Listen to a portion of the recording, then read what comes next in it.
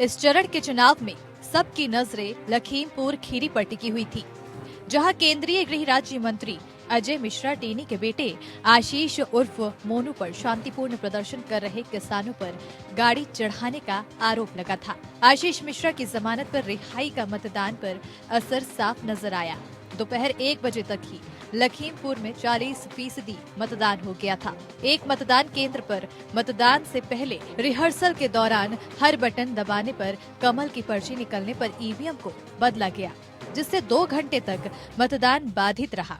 साथ ही एक मतदान केंद्र में समाजवादी पार्टी के चुनाव चिन्ह साइकिल के बटन पर फेविक्विक डालने की भी खबर आई। वहीं केंद्रीय गृह राज्य मंत्री अजय मिश्रा टेनी भी भारी सुरक्षा के बीच अपना वोट डालने पहुंचे। लखीमपुर खीरी की 8 विधानसभा सीटों पर पिछली बार बीजेपी को जीत हासिल हुई थी और इस जिले में 80% किसान होने की वजह से इस बार के नतीजों पर सबकी नजर है। लेकिन मतदान के मामले में पीलीभीत 3 बजे तक आगे निकल गया। यहां से बीजेपी सांसद वरुण गांधी इन दिनों अपनी ही पार्टी को लखीमपुर खीरी हिंसा, रोजगार, महंगाई और निजीकरण समेत कई मुद्दों पर घेरते रहे हैं। यहां की 4 सीटों पर कांटे की टक्कर बताई जा रही है। वहीं रायबरेली में भी भारी उत्साह देखा गया। रायबरेली गांधी परिवार की पारंपरिक सीट है। यहां कांग्रेस से बगावत कर बीजेपी में शामिल हुई अदिति सिंह सदर इलाके से चुनाव लड़ रही हैं। पिछली बार वो कांग्रेस के टिकट से विधायक बनी थीं। अदिति सिंह ने भी सुबह अपना वोट डाला। सदर सीट से समाजवादी पार्टी ने राम प्रताप यादव और कांग्रेस ने डॉक्टर मनीष जायसवाल को मैदान में उतारा है। यहाँ की 6 सीटों में से सलोन की सीट छोड़कर सभी 5 सीटों पर मतदान संपन्न हो गया। समझा जा रहा है कि ज्यादा मतदान की वजह यहाँ त्रिकोणीय मुकाबला है। वहीं अपनी नवाबी मिजाज के लिए मशहूर लखनऊ की 9 सीटों पर मतदान दोपहर तक धीमा ही रहा और 35% रहा। यहाँ सरोजनी नगर सीट के एक मतदान केंद्र में ईवीएम खराब होने से मतदान 2 घंटे तक रुका रहा। यहाँ वोटर लिस्ट से नाम कटने से शायर मुनव्वर राणा ने अपने अंदाज में ही दर्द बयां किया। ये कोई बड़ी बात नहीं है, किसी का भी नाम गायब हो सकता है।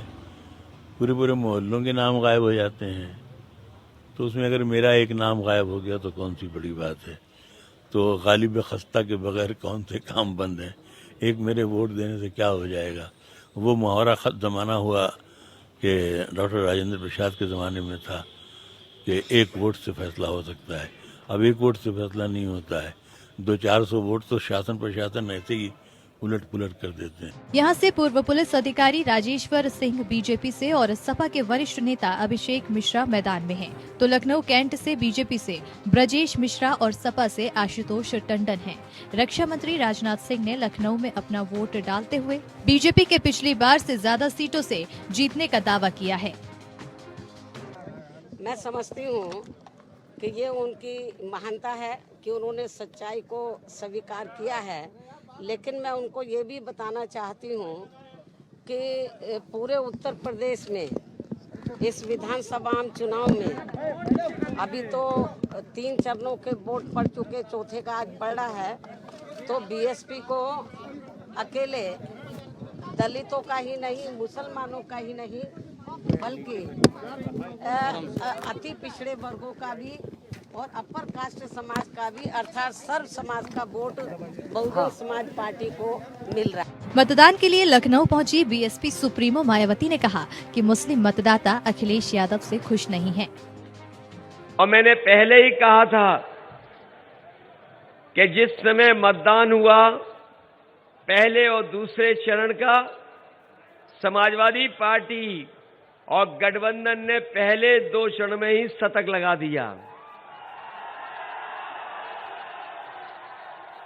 और आज के बाद जब शाम होगी, वोट पड़ जाएगा, तो दूसरा शतक भी गठबंधन लगा देगा।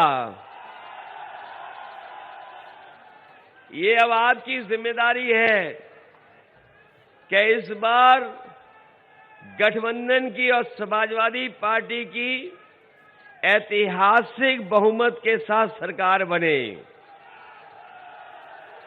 वहीं लखनऊ की तरह उन्नाव में भी मतदाता उदासीन नजर आए।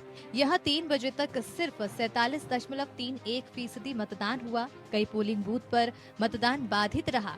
यहाँ मोहान विधानसभा सीट पर झड़प न बनने से नाराज एक गांव के लोगों को समझा बुझाकर 7 घंटे बाद मतदान शुरू कराया जा सका। यहाँ भी कुछ मतदान केंद्रों पर ईवीएम खराब होने की शिकायत मिली। यहाँ एक पीठासीन अधिकारी पर बीजेपी को वोट देने के लिए उकसाने का भी आरोप लगा है। पहले 3 घंटों में ही इन 59 सीटों के मतदान को लेकर समाजवादी पार्टी ने करीब 80 शिकायतें दर्ज करा दी थी। वहीं 3 बजे तक बांदा में 50% और फतेहपुर में 52% से ज्यादा वोटिंग हुई है। यहाँ ज्यादा मतदान का कारण बीएसपी, सपा और बीजेपी के बीच त्रिकोणीय मुकाबला समझा जा रहा है। इसी बीच समाजवादी पार्टी भी अपनी जीत के दावे दोहरा रही है। बहरहाल इस चरण में योगी सरकार के 4 मंत्री ब्रजेश पाठक, आशुतोष टंडन, रणवेंद्र प्रताप सिंह और जय कुमार जैकी की किस्मत दाव पर है। Bureau report, APN।